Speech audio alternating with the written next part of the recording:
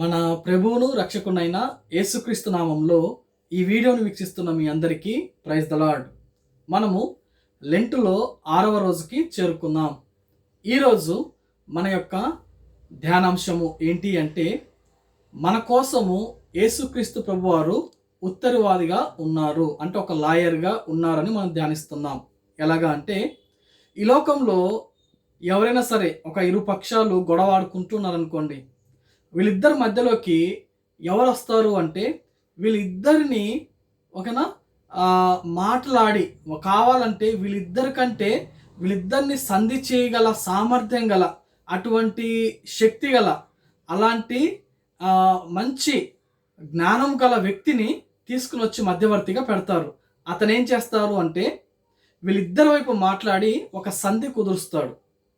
అలాగే ఏదెన్ తోటలో మానవునికి దేవునికి మధ్యలో ఒక పెద్ద అగాధం ఏర్పడ్డది. అంటే పాపం వచ్చి కూర్చుంది మానవునిలో. అప్పుడు ఏమవుతుంది అంటే, దేవునికి మానవుడు దూరం అయిపోయాడు. ఇప్పుడు తిరిగి మానవుణ్ణి దేవుణ్ణి ఎవరు కలుపుతారు? ఒక మధ్యవర్తిగా ఎవరు వస్తారు అంటే, ఈ లోకంలో ఒక మానవుడికి సాధ్యమవుతుందా అంటే సాధ్యమవ్వదు. ఎందుకని అంటే, మానవుని యొక్క చేయి పట్టుకోగలడు, కానీ దేవుని యొక్క చేయి పట్టుకొని సంధి చేయడానికి మానవునికి అంత శక్తి లేదు. సరే, అదే ఏకంగా స్వయాన దేవుడే వచ్చాడు అనుకుందాం. దేవుడు ఈ లోకానికి వచ్చినప్పుడు పాపంలో ఉంటున్న మానవునికి అవకాశం ఉండదు. అసలుకి ఆ మానవుని దగ్గరికి, లేకపోతే మానవుడు దేవుని దగ్గర రావడానికి పాపముతో అసలు కుదరదు. ఈ యొక్క వెలుగు చీకటికి ఎలా అయితే పొత్తు ఉండదో, వెలుగు వస్తే చీకటి వెళ్ళిపోవాల్సిందే కదా, మంచి వచ్చినప్పుడు చెడు వెళ్ళిపోవాల్సిందే కదా, అలా దేవుడు వస్తే ఇక మానవుడు ఉండడు. అలాంటప్పుడు దేవుడే వచ్చి దేవుని యొక్క చెయ్యి మానవుని యొక్క చెయ్యి డైరెక్ట్గా పట్టుకోవడానికి కూడా వీలు లేదు. అలాంటి సమయంలో మధ్యవర్తిగా మన ప్రభు అయిన యేసుక్రీస్తు ప్రభు వారు ఈ లోకానికి వచ్చారు. ఏ విధంగా వచ్చారు అంటే, సంపూర్ణ మానవునిగా సంపూర్ణ దేవునిగా ఈ లోకానికి వచ్చి ఒక పక్క మానవుని యొక్క చేయి పట్టుకున్నాడు, సంపూర్ణ దేవునిగా దేవుని చేయి పట్టుకొని వీళ్ళిద్దరిని కలిపి ఒక సంధిని ఏర్పరిచాడు.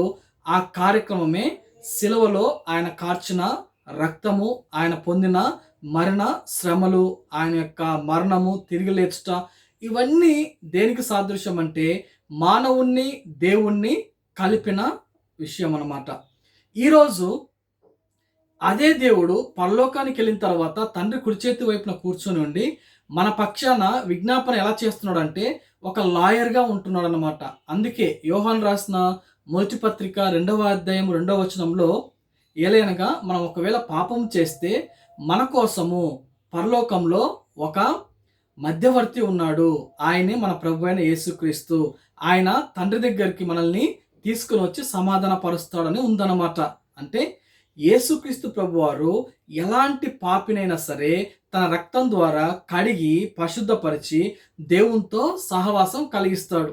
ఈ వాక్యం వింటున్న నీవు ఎటువంటి పాపంలో ఉన్నా సరే, ఒకవేళ నాలాంటి పాపిని ఎవరు క్షమించలేరు అని అనుకుంటూ ఒకవేళ బాధపడుతున్నావేమో, కానీ యేసు ప్రభు ఈరోజు నీతో మాట్లాడుతున్నాడు. నువ్వు ఎలాంటి ఘోర పాపినైనా సరే నిన్ను లేవనెత్తి నిలబెట్టి నీ పాపములన్నిటిని కడిగి, అది ఎంత ఘోరమైన పాపమైనా సరే దాన్ని తీసివేసి దేవునితో ఆ యొక్క సమాధానపరిచి ఆయన యొక్క చెంతకు దేవుడు తీసుకుని వస్తాడు. కాబట్టి ఈ యొక్క లెంట్ డేస్లో ఈ విషయాన్ని ధ్యానిస్తూ మనలో ఏమైనా పాపములు ఉంటే యేసయ్య దగ్గర ఒప్పుకుందాం, తిరిగి యేసయ్యతో దేవునితో సమాధాన పడదాం. అటువంటి కృప దేవుడు మనకు దయచేయును గాక. ఆమేన్.